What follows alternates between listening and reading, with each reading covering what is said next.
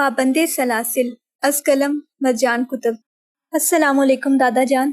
اس کی مدھم پکار پر ہاشم بزنجو چونک کر پلٹے اور ان کے ساتھ کھڑے زورے سکندر کو صرف ایک بار دیکھ کر چونکی۔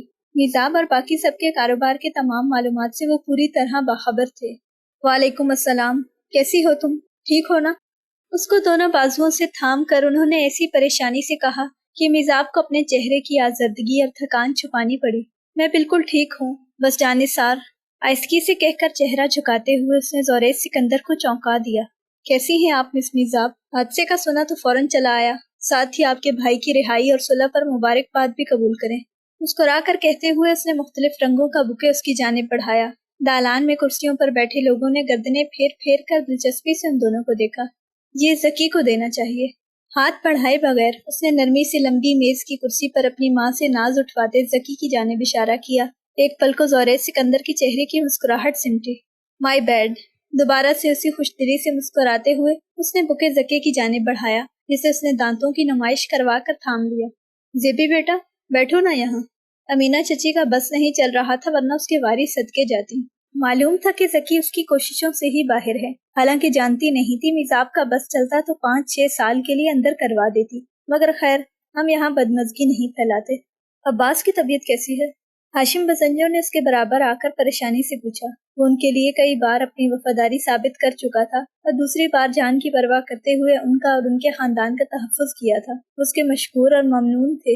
ہوش آ گیا تھا، آپریشن اللہ کا شکر وقت پر ہو گیا۔ اس کی بات پر انہوں نے اس بات میں سر ہلاتے ہوئے جیب سے سیل فون نکالا۔ سامنے میڈیا والے بھی مدعو تھے اور اسی خوشی کے موقع پر اپنے وفادار ملازم کو نظر انداز کر کے سب کو باتیں کرنے کا موقع نہیں دے سکتے تھے۔ ہاشم بزنجو نے کچی گولیاں نہیں کھیلی تھیں۔ چلو کاشف، ہم عباس کی عیادت کرائیں۔ ان کی آواز اتنی اونچی ضرور تھی کہ سب کی سماعتوں تک پہنچی، اور میڈیا تو بلوایا ہی اسی مقصد کے لیے گیا تھا۔ جو ساکھ ان چند دنوں میں برباد ہوئی تھی اس کو ٹھیک بھی تو کرنا تھا اسی میڈیا کے ذریعے جس کا اس خرابی میں ہاتھ تھا۔ میزاب، تم بھی چل رہی ہو نا؟ مدثر نے اس کے برابر آتے ہوئے سوال کیا۔ نہیں، آپ سب کو جانا چاہیے۔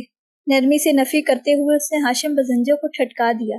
وہ جانتے تھے میزاب کو دھچکا لگا ہے۔ پہلے بھی جب اس کے پرانے باڈی گارڈ پر حملہ ہوا اور پھر موت ہوئی تھی تو میزاب نے اس حادثے کو کتنا خود پر حاوی رکھا تھا، حالانکہ وہ منظور کرامت کا خریدا ہوا مخبر تھا اور اپنے گھر جاتے ہوئے کار کریش میں اس کی وفات ہوئی تھی، مگر میزاب اس وفات کو حادثہ سمجھنے پر تیار نہیں تھی۔ اس کو یقین تھا کہ اس کے مشکوک ہوتے ہی منظور کرامت نے اسے رستے سے ہٹا دیا تھا، تب سے اس نے باڈی گارڈ نہیں رکھے۔ اس کے پچھلے 4 گارڈ متواتر بکتے رہے تھے۔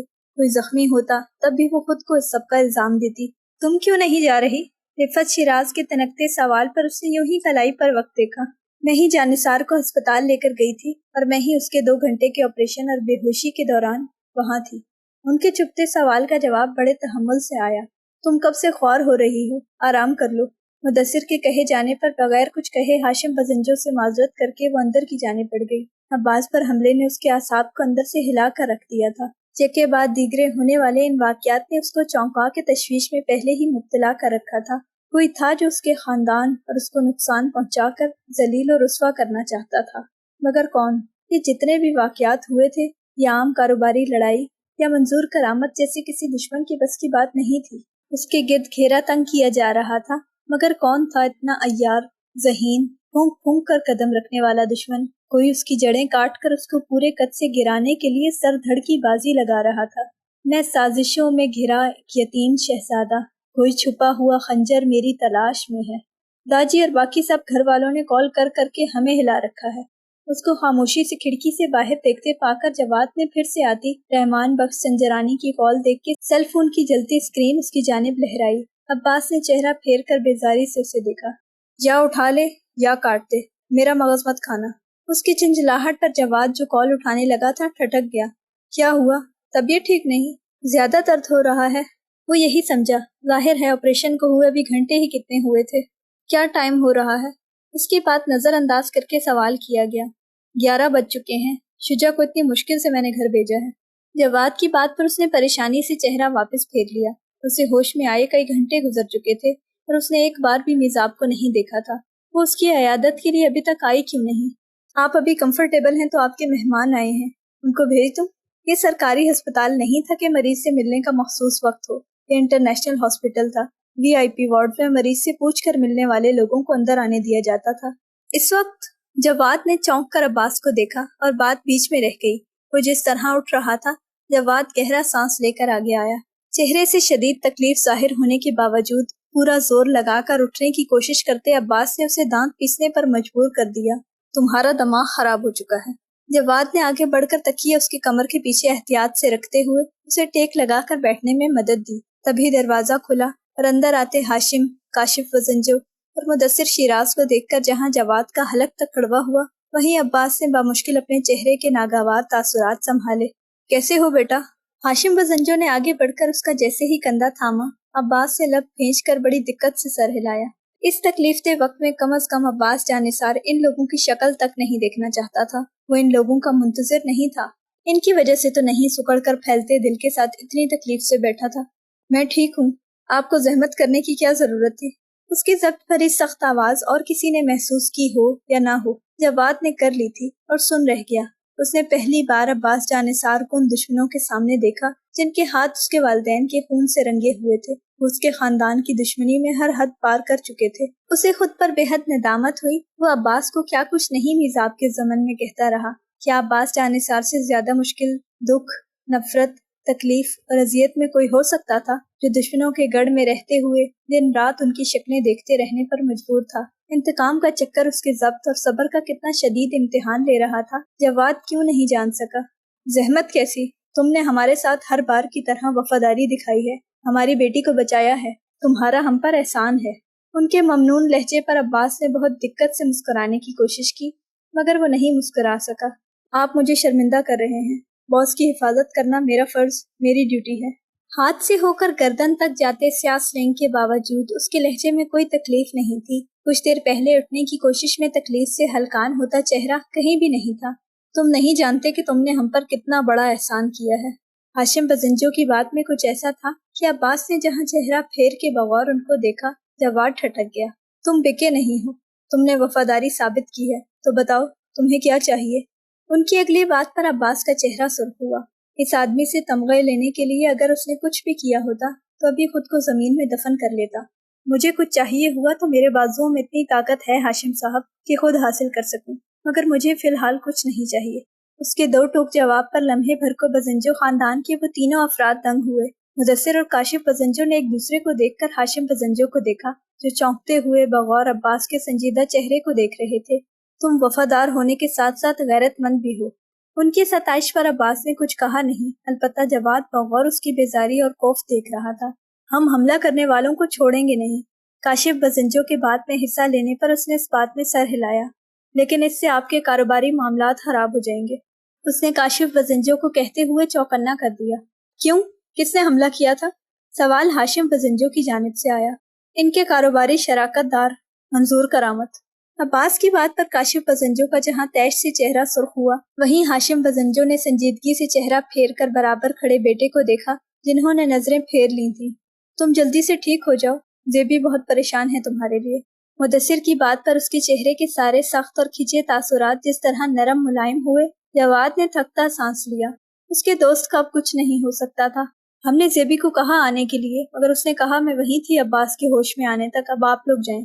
मुदस्सिर ने ताक कर उसके नरम तासुरात पर हमला किया और उसके ऐन मुताबिक अब्बास का चेहरा फौरन संजीदगी में ढल गया।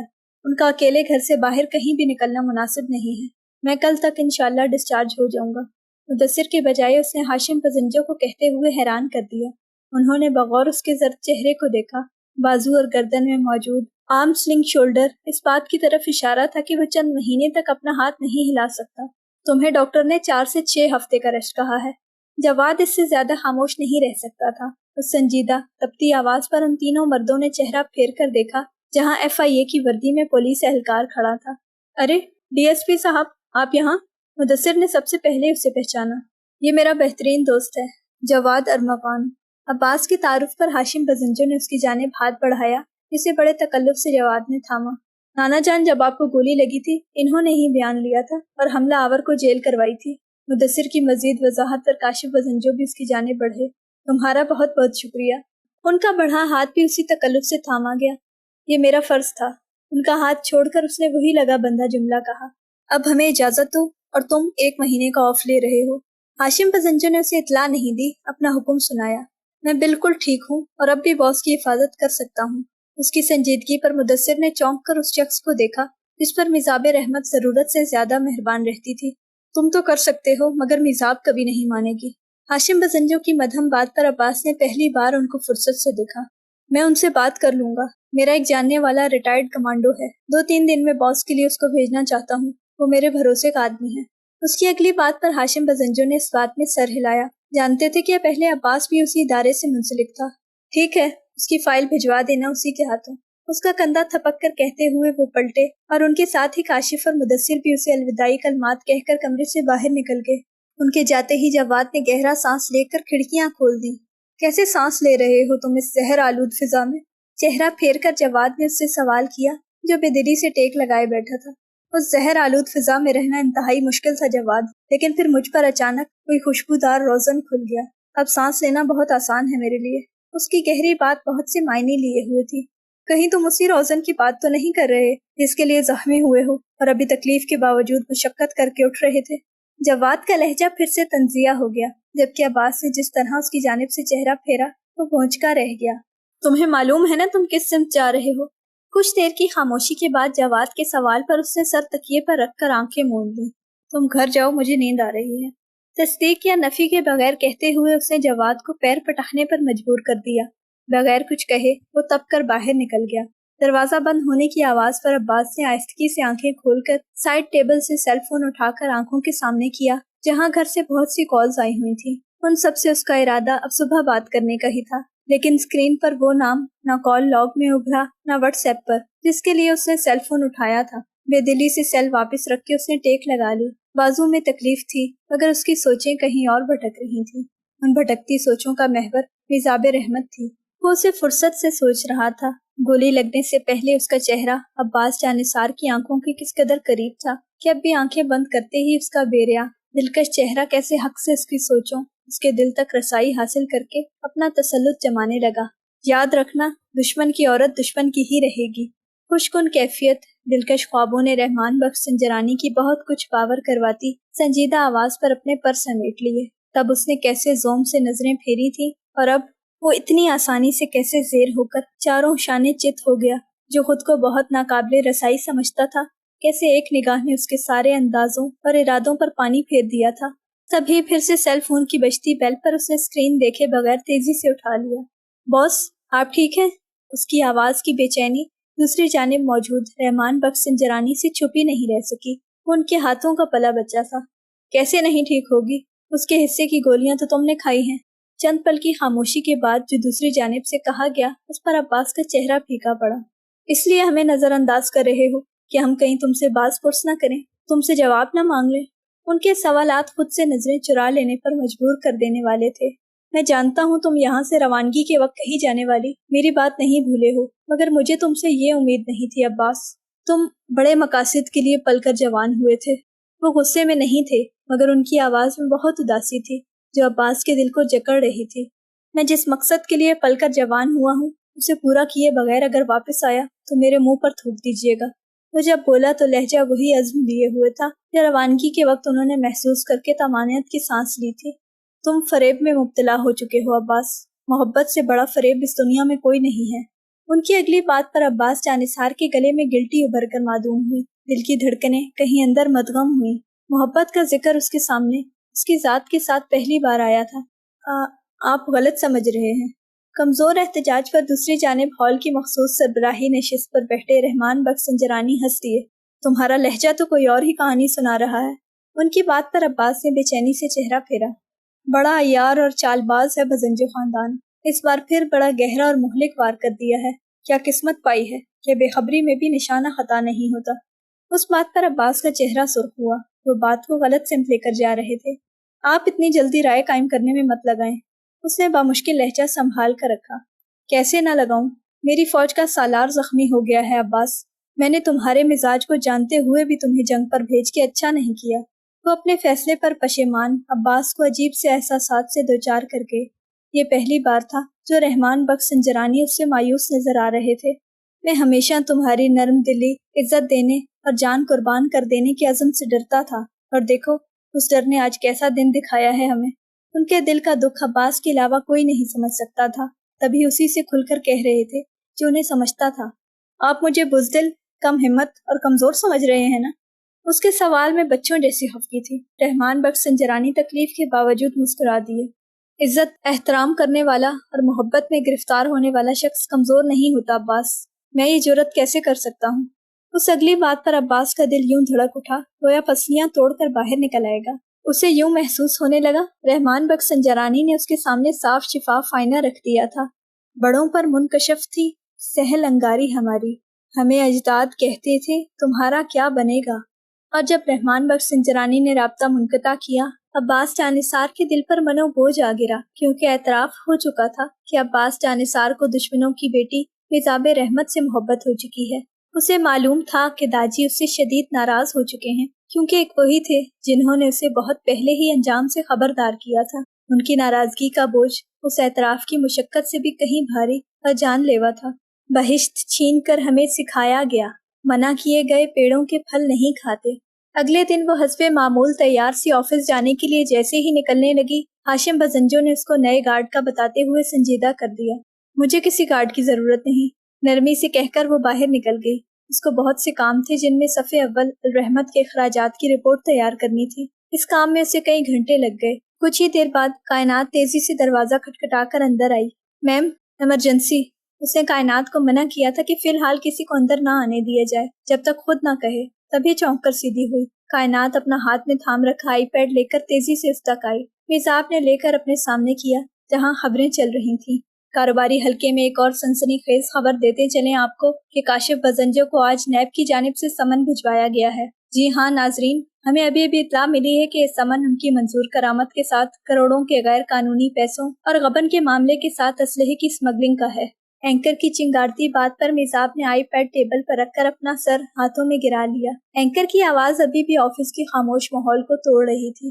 آپ کو بتاتے چلیں کہ منظور کرامت اور بزنجو خاندان کے درمیان کی دشمنی بزنس سرکل میں کوئی ڈھکی چھپی بات نہیں، جبکہ اس کاروباری غیر قانونی تعاون اور شراکت پر بہت سے منفی اثرات دیکھنے کو مل رہے ہیں۔ بزنجو انڈسٹریز کے باہر کارکنوں کا احتجاج زور پکڑنے لگا ہے، توقع ہے کہ جلد ہڑتال ہو جائے گی۔ میزاب ٹیبل پر ہاتھ مار کے اٹھ کھڑی ہوئی۔ مدثر شیراز اور ذکی کاشف بزنجو کا معاملہ ابھی کوئی اتنا پرانا یقیناً نہیں ہوا۔ چیئروومن میزاب رحمت کی تاحال خاموشی اور جانبداری معاملے کی سنگینی میں اضافہ کر سکتی ہے۔ چلتی سکرین کو چھو کر ساکن کرتے ہوئے اس نے آئی پیڈ کائنات کو پکڑا کر جانے کا کہہ کے سیل فون سے ایڈوکیٹ شوکت کو کال ملائی۔ آپ چاچو کی قبل از گرفتاری ضمانت جلد سے جلد کروائیں، میں ہڑتال اور احتجاج کو سنبھال لوں گی۔ شوکت صاحب جو دوسری طرف خود پریشان ہاشم بزنجو کے سامنے بیٹھے تھے چونک کر سیدھے ہوئے۔ میں کرواتا ہوں کہہ کر انہوں نے کال منقطع کر دی، جبکہ میزاب نے گھڑی پر وقت دیکھا جہاں دوپہر کے 3 بج رہے تھے۔ تبھی دھیان کے دھارے کہیں اور بہنے لگے تو سر جھٹک کر بیگ اٹھاتے ہوئے آفس سے باہر نکل گئی اور سیل فون نکال کر کائنات کو میسج کیا۔ کل والا انویلپ عباس جانثار کو فارورڈ کر دیں۔ میسج بھیج کے وہ لفٹ میں داخل ہو گئی۔ جس وقت میزاب نے فیکٹری میں قدم رکھا اسی وقت کائنات اس اسپتال میں داخل ہوئی جہاں عباس ایڈمٹ تھا۔ تمام آفس ورکرز اور سیکیورٹی سٹاف چیف کی عیادت کر چکے تھے، صرف کائنات ہی رہتی تھی۔ نرس نے عباس کو جیسے ہی اطلاع دی اس نے اپنا ہاتھ جواد کی جانب بڑھایا۔ دانت کچکچا کر جواد نے اس کو دیکھا جو صبح سے ہزاروں لوگوں سے ملتے ہوئے بھی اپنی جگہ سے نہیں ہلا تھا اور اب صحیح سے اٹھ کر بیٹھنا چاہتا تھا۔ میری شرٹ کے بٹن بھی بند کر دے۔ تکیے کے سہارے صحیح سے بیٹھتے ہوئے اس نے ماتھے پر آئے بال بمشکل پیچھے کر کے جواد کو نئی ہدایت دی۔ تمہاری بیوی نہیں ہوں میں۔ جواد نے اس کے گریبان کے بٹن بند کرتے ہوئے تلملا کر کہا، میرا اتنا برا انتخاب نہیں ہو سکتا۔ عباس بھی اسے تپانے سے پیچھے نہیں رہا، جبکہ جواد اس کے چہرے کی لوٹ آتی رونق اور تازگی کو دیکھ کر رہ گیا۔ کل سے اب تک عجیب مزبہل اور بے دل نظر آتے دوست کی آنکھوں میں یکدم روشنیاں سی اتر آئی تھیں۔ جواد گہرا سانس لے کر کھڑکی کے پاس پڑے صوفے پر بیٹھ گیا۔ تبھی دروازہ کھلا اور کائنات اندر داخل ہوئی۔ اس کو دیکھ کر جہاں عباس کا چہرہ پھیکا پڑا وہیں جواد نفی میں سر ہلا کر سیل فون کی جانب متوجہ ہو گیا۔ السلام علیکم سر، کیسے ہیں اب آپ؟ کائنات مسکرا کر آگے آئی اور بکے اس کی جانب بڑھانے کے بجائے پاؤں کے پاس رکھے ٹیبل پر موجود لاتعداد پھولوں کے گلدستوں کے پاس رکھ دیا۔ یقیناً اس کو کل سے لاتعداد لوگ ملنے آ چکے تھے، تبھی پورا کمرہ پھولوں اور فروٹس کی باسکٹ سے بھرا پڑا تھا۔ وعلیکم السلام، اللہ کا شکر۔ اس کا انداز وہی تکلف بھرا تھا۔ آپ کب تک ڈسچارج ہوں گے؟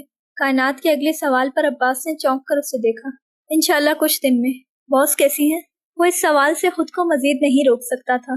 वो अभी अभी फैक्ट्री के लिए निकली हैं, फिर से उन पर अजाब उतर आया है। चैन तो उन्हें कोई लेने ही नहीं देता। कायनात तो पहले ही भरी बैठी थी। अब्बास फौरन टेक छोड़कर आगे हुआ। ऐसा करने में कंधे में दर्द की लहर उठी। सब खैरियत है? वो अपने चेहरे का इस्तराब बामुश्किल दबाए हुए था। जी। उनके चचा को नैब का समन आया है। बड़े हालात खराब हो गए हैं फैक्ट्री के। उसकी मजीद मालूमात पर जवाद और अब्बास ने एक दूसरे को देखा। आपको ये सब किसने बताया? जवाद के सवाल पर कायनात ने चौंक कर आवाज की सिमत देखा। उसे मालूम ही नहीं था कि वहाँ कोई और भी बैठा हुआ है। आप खबरें नहीं देखते? उसके जवाब के बजाय तड़कते सवाल पर जवाद नागवारी से उसे नजरअंदाज करके फिर से सेलफोन की जानिब मुतवज्जा हो गया। वो बहुत मसरूफ हैं फैक्ट्री में हड़ताल और एहतजाज की वजह से। ये उन्होंने कहा था कि आपको दे दूं। कायनात ने बैग से सफेद रंग का लिफाफा निकाल कर अब्बास की जानिब बढ़ाया, जिसे उसने ठटक कर तेजी से थाम लिया। अल्लाह पाक आपको शिफा दे। मैं चलती हूँ। कायनात की बात पर उसने हरगिज ध्यान नहीं दिया। वो पूरी तवज्जो से लिफाफा हाथ में लिए खोल रहा था। उस लड़की के जाते ही तारी होती खामोशी का वक्फा तवील होता महसूस करके जवाद ने नासमझी से सर उठाया और अब्बास के चेहरे पर जो तासुरात थे, उसने जवाद अरमगान को सोफे से उठकर उस तक आने पर मजबूर कर दिया। क्या हुआ अब्बास? उसकी आवाज अब्बास तक नहीं गई। वो यूं ही तहीर और बेयकीनी से सफेद कागज पर लिखे अल्फाज देख रहा था। अब्बास, तुम ठीक हो? वो तासुर ऐसा था कि जवाद को किसी गड़बड़ का एहसास हुआ। अब्बास को अपने जज्बात और उनकी अक्कासी पर मुकम्मल इख्तियार हासिल था, मगर इस वक्त उसके चेहरे के उड़ते रंग, बेयकीनी और सदमा कोई और ही कहानी सुना रहे थे। क्या है इसमें? जवाद ने तेजी से उसके हाथ से कागज लिया, मगर अब्बास ने कोई मजम्मत नहीं की। जैसे ही जवाद ने वो लेटर पढ़ा, उसने बेयकीन से अब्बास को देखा और फिर उसका छत फाड़ कहकहा पूरे कमरे में गूंज उठा। तुम्हें तुम्हारी बॉस ने नौकरी से निकाल दिया है? जवाद के खतरनाक कहकहे पर अब्बास ने चौंके बगैर सर उठाकर उसे जिन नजरों से देखा, उसका कहका थमा। कागज बिस्तर पर रख के तेजी से चंद कदम पीछे हुआ। मतलब सीरियसली, तुम्हारी बॉस ने तुम्हें टर्मिनेट कर दिया? हालांकि तुम्हें तो बहादुरी के तमगे पहनाने चाहिए थे। जवाद का मस्खरापन उसके पहले से शिश्तर दिल को भाले की तरह लगा। तभी वो एक हाथ से कंबल परे फेंक कर बिस्तर से उठ खड़ा हुआ। हे अब्बास, मजाक कर रहा था यार। उसको जूते पहनते देखकर जवाद तेजी से इस्तक आया। चाबी पकड़ और मेरे साथ चल। अब्बास की अगली बात पर जवाद ने उसकी नजरों के ताक़ुब में गाड़ी की चाबियों को देखा। कहाँ जाना है? उसका लहजा मध्यम हुआ। सारी शोही और शरारत अब्बास की आंखों की संजीदगी ने भग से उड़ा दी। बजंजो इंडस्ट्रीज। उसकी अगली बात पर जवाद ने उसे ऐसे देखा जैसे उसकी दिमागी हालत पर शुबा हो। तुम्हारा दिमाग दुरुस्त है? तुम अगले पूरे हफ्ते। जवाद की बात बीच में ही रह गई, क्योंकि वो बाएं हाथ से चाबी उठाकर तेजी से दरवाजे की जानिब बढ़ा। अब्बास, वो दरवाजा खोलकर बाहर निकला, तब जवाद सदमे से बाहर भागा। कहाँ जा रहा है यार? रुक तो सही। उसकी पुकार को नजरअंदाज करके अब्बास वीआईपी वार्ड से निकलकर शीशे के एग्जिट गेट की जानिब बढ़ रहा था। ओए मेरे भाई, रुक, मैं चलता हूँ। उसकी बात पर अब्बास ने ठहरे बगैर पलटकर चाबी उसकी जानिब उछाली, जिसे हवन्नक होते जवाद ने बर वक्त कैच कर ली। मुझे तो लगा था कल दाजी की कॉल के बाद तेरा दिमाग किसी हद तक ठीक हो चुका होगा। गाड़ी ड्राइव करते जवाद ने चेहरा फेर कर अब्बास के बेचैन तासुरात देखकर कहा। प्लीज जवाद, अभी नहीं। उसके इल्तिजाइया लहजे में कुछ ऐसा था कि जवाद साकिन हो गया और फिर बाकी का सफर खामोशी में तय हुआ। कुछ देर बाद सामने नजर आते बजंजो इंडस्ट्रीज एरिया को देखकर दोनों के चेहरों पर पत्थरों जैसी संजीदगी छा गई। फाटक के पास गाड़ी रुकते ही अब्बास ने शीशा नीचे किया। अस्सलाम वालेकुम जाकिर भाई, बॉस यहाँ आई है? दूर दूर कोई रश ना देखकर उसने केबिन में खड़े गार्ड को मुखातिब किया, जो उसे देखकर फौरन खिड़की तक आया। अरे अब्बास भाई, नहीं, मैडम दूसरी फैक्ट्री में होंगी। मुझे अब्बास से उसकी खैरियत पूछने लगा था। उसकी बेचैनी और उजलत महसूस करके इरादा तर्क कर दिया। बहुत जज़ाकल्लाह, नरमी से कहकर उसने जवाद को गाड़ी रिवर्स करने का कहा और फिर दूसरी फैक्ट्री क्या तीसरी और चौथी तक में मालूम कर लिया। वो तो जी मेन रोड पर एहतजाज हो रहा है, कई घंटों से वहीं है। एक वर्कर की इत्तला पर अब्बास गाड़ी से उतरकर पैदल ही तेज कदमों से दूर आखिरी फैक्ट्री के करीब मौजूद मेन सड़क की जानिब बढ़ रहा था। जवाद ने गाड़ी में बैठे बैठे गहरा सांस लिया। उसे यहीं रहकर अब्बास का इंतजार करना था। उसे कुछ नहीं कह सकता था, क्योंकि अभी उसको समझाना नामुमकिन था। वैसे भी जवाद जानता था कि उनकी जितनी टफ ट्रेनिंग और रूटीन है, उसमें 2 गोलियां अब्बास के लिए कोई मायने नहीं रखती। वो इससे अबतर हालत में सरवाइव कर चुका था, मगर फिर भी जवाद अरमगान को लम्हा बलम्हा अपनी नजरों से दूर, बहुत दूर होते अब्बास की बहुत फिक्र थी। उसकी फिक्र से बाखबर अब्बास ने मेन रोड पर आकर परेशानी से इर्द-गिर्द देखा, जहाँ लोगों का जम गफीर, भाग दौड़, शोर शराबे ने कयामत बर्पा कर रखी थी। एहतजाज करने वाले सुर्ख पट्टियां सर पर बांधे माइक्रोफोन की मदद से एहतजाज कर रहे थे, इसीलिए कान पड़ी आवाज सुनाई नहीं दे रही थी। तभी स्याह रंग की गाड़ियों के सायरन सुनाई दिए। احتجاج روک کر سب نے وہاں دیکھا جہاں سے سیاہ وردی میں ملبوس اہلکار ہاتھوں میں شیلنگ والی گنز لیے اتر رہے تھے۔ وہ یقیناً ہجوم کو منتشر کرنے کو بھیجے گئے تھے۔ عباس نے بے چینی سے آگے بڑھ کر دیکھا مگر اس کو وہ چہرہ نظر نہیں آیا جس کو تلاش رہا تھا۔ اسی لمحے ہجوم، شیلنگ اور حملے سے منتشر ہوا۔ کئی لوگ زخمی ہونے لگے۔ مٹی اور شیلنگ کے دھوئیں سے کچھ دکھائی سجائی نہیں دے رہا تھا۔ تبھی دو لوگ اس کی نظروں کے سامنے سے ہٹے اور عباس کو ایک ادھیڑ عمر زخمی شخص کو بیٹھنے میں مدد دیکھ کر اس کی مرہم پٹی کرتی ہوئی میزاب رحمت نظر آئی، وہی جس کی عباس جانثار کی آنکھوں کو تلاش تھی۔ جستجو تمام ہو گئی۔ بزرگ شخص کو اندر فیکٹری میں ورکر کے ساتھ جانے کا کہہ کر وہ باقی زخمی لوگوں کو سہارا دیتے ہوئے بھاگم بھاگ اندر لے جانے لگی۔ عباس وہیں جم کر ساکن کھڑا اسے دیکھے گیا، جسے اپنے ارد گرد برپا ہوتی قیامت کی کوئی پرواہ نہیں تھی۔ وہ خود سے غافل، دوسروں کی فکر کرتی ہوئی یہاں سے وہاں مدد کو بھاگ رہی تھی۔ وہ یوں ہی ٹھہرا رہتا اگر جو ایک نقاب پوش کو کسی شخص کو دھکا دیتے نہ دیکھ لیتا۔ میزاب تیزی سے اس نقاب پوش کو پرے دھکیل کر اس نوجوان لڑکے کے سامنے آئی تو عباس جانثار کو اپنی تکلیف بھلا کے اس جانب بھاگ کر جانا پڑا۔ قبل اس کے وہ آدمی ہاتھ میں تھام رکھا لوہے کا بیس بال میزاب کے سر پر دے مارتا۔ عباس نے بائیں بازو سے بیس بال ایک جھٹکے سے لے کر پوری قوت سے گھما کے اس کی ٹانگوں پر مارتے ہوئے اسے چیخنے چلانے پر مجبور کر دیا۔ بوکھلاتی میزاب تیزی سے پیچھے ہوئی۔ وہ لڑکا اپنی جان بچانے کو کب کا بھاگ چکا تھا۔ اس نقاب پوش کے گرتے ہی اس کے سامنے کھڑا شخص پلٹا اور اس میدان جنگ بنے مٹی اور دھوئیں سے اٹی زمین پر ساری بھگ دوڑ، چیخ و پکار، شیلنگ کی بو، اڑتی دھول، سب کچھ معدوم ہو کر اپنی حیثیت کھو بیٹھے۔ یوں لگا میدانی جنگ میں کسی نے جنگ بندی کا طبل بجا دیا ہو۔ سفید کبوتر فضا میں اڑ کر امن قائم ہونے کی نوید دینے لگے۔ ساکت، جامد، ششتر، پھیلی سرمئی آنکھوں نے لرزتے دل سے سامنے کھڑے شخص کو اپنی جانب ہر فاصلہ مٹا کر بڑھتے دیکھا۔ وہی شخص جس کی گردن سے دائیں بازو تک سیاہ رنگ کی سلنگ لگی ہوئی تھی اور سفید قمیض کی دھاریوں سے پھیلتا خون یہ اعلان کر رہا تھا کہ جنگ بندی زخمی سالار کی وجہ سے ہوئی ہے۔ آپ ٹھیک ہیں؟ قریب پہنچ کر عباس اس کے اور تپش پھیلاتے سورج کے بیچ میں آ گیا۔ سرمئی آنکھوں کی پلکیں سکیڑ کر دیکھنے والی تکلیف تمام ہو گئی۔ تم یہاں کیا کر رہے ہو؟ صرف ایک پل کو زبان لڑکھڑائی اور دوسرے ہی پل دلکش چہرے اور مائل کرتی آنکھوں میں سارے زمانے کی خفگی اور دہشت سمٹ آیا۔ سورج کا عباس جانثار کی پشت جلسانہ تو کچھ بھی نہیں تھا۔ میں آپ کی حفاظت کے لیے آیا ہوں۔ خفا آنکھوں میں کچھ پھر سے یاد آنے پر شعلے بھڑک اٹھے۔ تمہیں ٹرمینیشن لیٹر نہیں ملا؟ میزاب کے کڑے سوال پر عباس نے فرصت سے اس چہرے کو نگاہ بھر کر دیکھا۔ پیچھے ہوتی مار دھاڑ سے بے نیاز اس چہرے کو دیکھتے رہنا بہت پرسکون تجربہ تھا۔ شور شرابے میں اس کا ہونا مقدس خاموشی کی مانند تھا۔ سامنے سورج کا راستہ روکے کھڑا دل پسند مرد واقعتاً آفتوں کے سامنے ڈھال بن کر کھڑا تھا۔ عباس نے جیب سے نکال کر بائیں ہاتھ کی مدد سے ٹرمینیشن لیٹر اس کے سامنے لہرا کر چھوڑ دیا۔ تیز ہوا اسے اچک کر تیزی سے کہیں دور اڑا لے گئی۔ سرمئی آنکھوں نے تیش سے پھیل کر سنہری شوقمند آنکھوں میں دیکھا مگر نگاہ ٹھہرنے کے بجائے لرز کر جھک گئی۔ تم نے مجھ سے کیا معاہدہ توڑا ہے، اب تم میرے باڈی گارڈ نہیں رہے۔ میزاب کی لرزتی آواز میں کچھ ایسا تھا کہ عباس کا چہرہ ماند ہوا۔ کیا وہ اسے دور دھکیل دے گی؟ کیا عباس جانثار اس چہرے کو دیکھنے کے لیے ترس جائے گا؟ سوال بڑے ہی جان لیوا تھے۔ اس کا ادراک عباس جانثار کو ابھی اسی لمحے ہوا۔ میں نے تمہیں خبردار کر دیا تھا کہ معاہدہ کس صورت ختم ہوگا، تو اب کیوں آئے ہو؟ اس کی بات کا اشارہ عباس اچھی طرح جان گیا تھا۔ اس نے ہر موقع پر جو کانٹریکٹ کی شک اس کے دل و دماغ میں بٹھانے کی کوشش کی تھی وہی عباس نے بھگ سے اڑا دی تھی۔ میں آپ کو کچھ ہونے نہیں دے سکتا۔ آپ کو محفوظ رکھنا اس کانٹریکٹ سے زیادہ اہم ہے۔ اس نرم حلاوت بھرے لہجے پر میزاب رحمت سانس نہیں لے سکی۔ تم میری نفی کر رہے ہو؟ لرزتے لہجے کا سوال بڑا دل شکن تھا۔ میں آپ کی نفی کر سکتا ہوں؟ سوال کے بدلے سوال کیا گیا مگر کیا وہ سوال تھا؟ اس زخم شخص کو دیکھتی پلکیں لرزنے لگیں۔ وہ آنکھوں کے رستے دل میں اتر جانے پر بضد تھا۔ تم جاؤ یہاں سے، تم نے میری بات نہیں مانی۔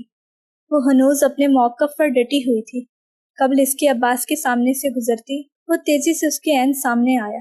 اگر میزاب بر وقت نہ رکتی تو اس کے زخمی بازو سے ٹکرا جاتی۔ خفقی سے خفا آنکھیں سوالیہ اٹھائیں۔ آپ اس تپتی دھوپ میں سب پر سایہ کرتے کرتے تھک گئی ہوں گی، اب مجھے شجر بننے دیں۔ اس کے اسرار میں سارے زمانے کی نرمی اور اپنائیت تھی۔ میزاب کو لگا وہ اگر یہیں کھڑی رہی تو ہمیشہ کھڑی رہ جائے گی۔ اسے آگے بڑھنا تھا، یہاں نہیں ٹھہرنا تھا، مگر تبھی اس کی نگاہ عباس کے بازو تک گئی۔ تمہارا خون نکل رہا ہے۔ اس کی لرزتی آواز پر عباس نے رخ پھیر لیا۔ جانتا تھا میزاب پھر اس کو دور دھکیل دے گی اور یہی ہوا۔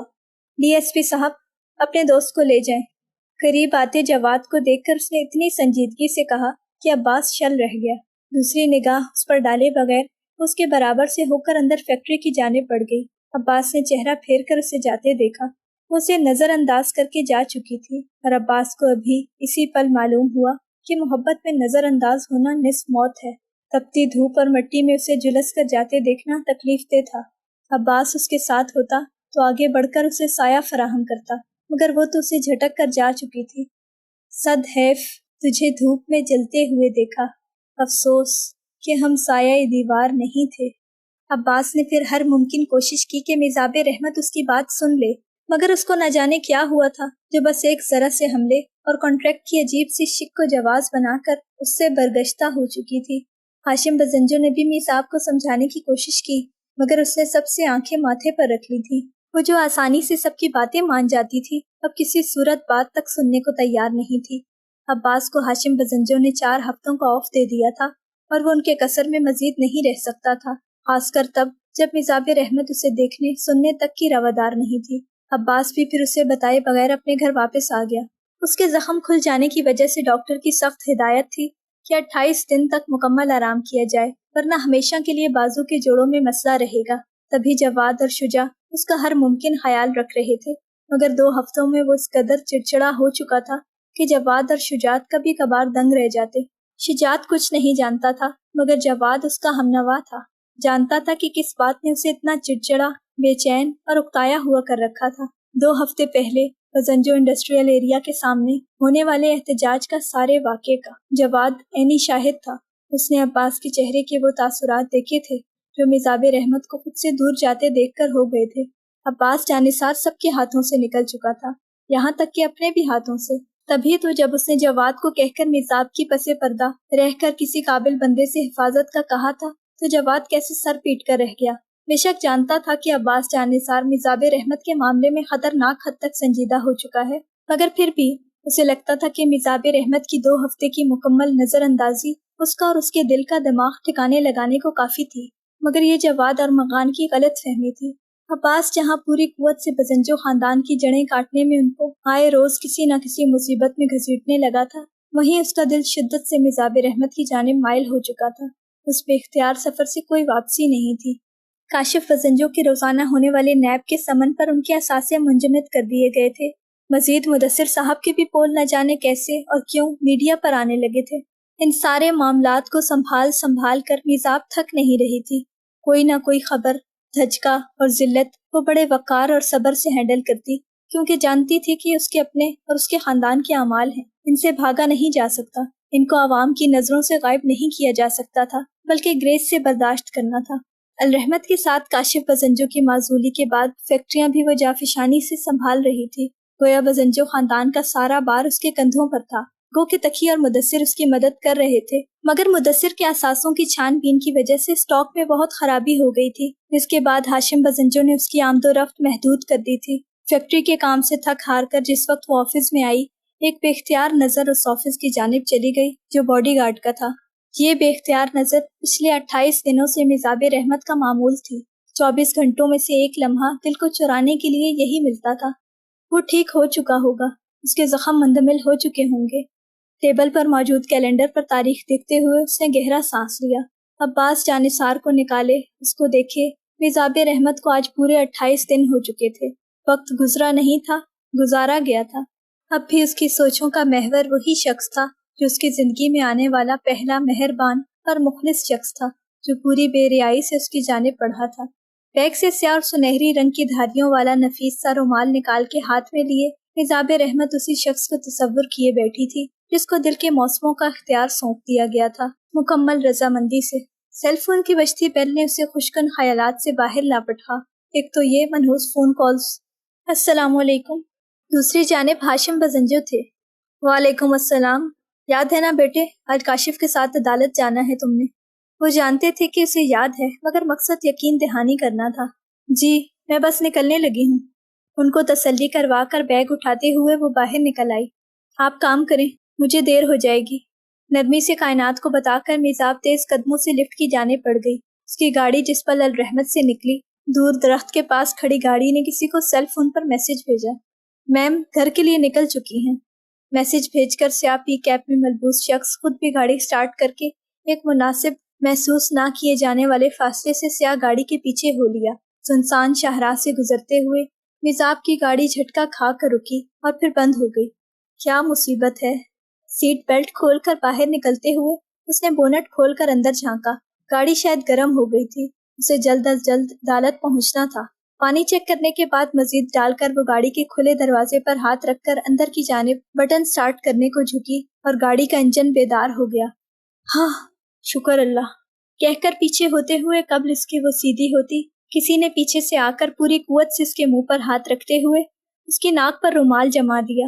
خود کو چھڑانے کی ہر کوشش دماغ کے دھندلاتے ہی معدوم ہو گئی اور پھر کوئی اس کے چہرے پر کپڑا ڈال کر بازوؤں سے گھسیٹ کر درختوں کے پاس کھڑی سیاہ وین میں ڈال کر بھگا لے گیا۔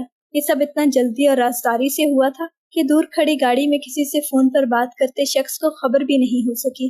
15 منٹ بعد سیاہ گاڑی کو یوں ہی کھڑے دیکھ کے کچھ سوچتے ہوئے وہ بند گاڑی سے نکل کر اس سیاہ گاڑی کی جانب بڑھا اور پھر خالی دیکھ کر بھاگتا ہوا آیا۔ جھانک کر اندر، سائڈ پر، پیچھے، ہر طرف، یہاں تک کہ نیچے بھی پریشانی سے جھانک لیا، مگر وہ عورت وہاں کہیں بھی نہیں تھی۔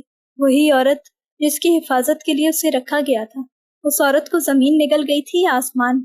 یکدم ذہن میں جھماکا ہوا اور پھر سیل فون جیب سے نکال کر ڈی ایس پی جواد ارمغان کو کال ملائی۔ سر ایک بری خبر ہے، مجھے لگتا ہے مس میزاب کو اغوا کر لیا گیا ہے۔ اس اطلاع پر آفس میں بیٹھا جواد بے یقینی کے ساتھ ایک جھٹکے سے اٹھا۔ ذہن سب سے پہلے عباس جانثار کی جانب گیا، جس نے یقیناً زمین آسمان ایک کر دینے تھے۔ جاری ہے